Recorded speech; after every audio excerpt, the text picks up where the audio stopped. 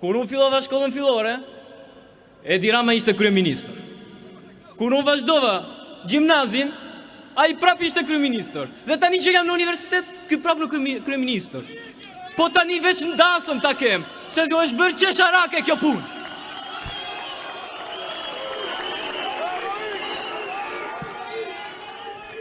Një fëmijë rritet, një brez plaket, një vend vdes, ama pushteti nuk ndryshon këtë vend.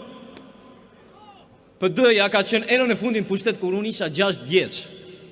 Edhe këta ju thonë, fajnë e ka PD-ja e fajnë e ka Saliu. Po, a ju thirrni mendjes?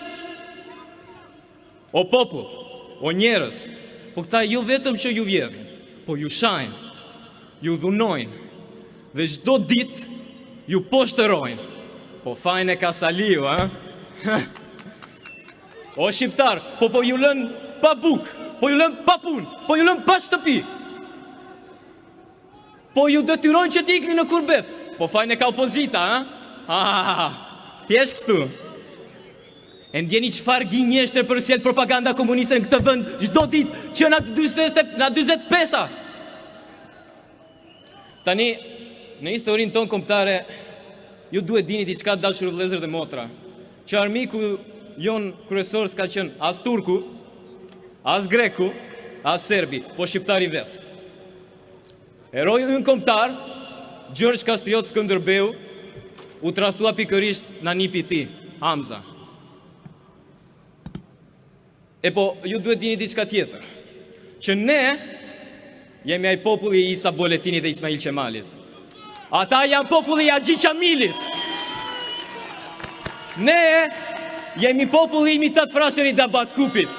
Dhe janë populli i Mehmet Mesheut dhe Enver Hoxhës.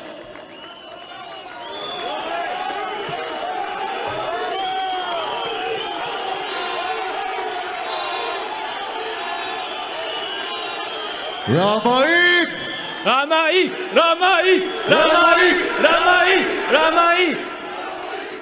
E po, problemi kësaj race politike, ju duhet dini, është që ata mendojnë që jemi gjithë si ata, që jemi shpirt lig si ata. Por gabojmë. Ne nuk jemi këtu as për akmarrje, as për urrejtje. Ne jemi këtu për drejtësi. Ne jemi këtu për dinjitetin ton njerëzor dhe kombëtar. Edhe unë si Alessandro Gjufi jam krenar që janë shqiptar. Ama më thyet zëmra kur vin këtë vend dhe shikoj këto pallate madhështore, por që janë bosh. Ama më thyet zëmra kur vin këtë vend dhe shikoj këto shtëpi zbrazura, këto qytete pa njerëz, pa të rinj. Ama më thyet zëmra kur vin këtë vend dhe shoh në parlament, për të cili mira shqiptar kanë vënë jetën me Zeqinen dhe Sara Milën që zgërdhjen me njëra tjetrën.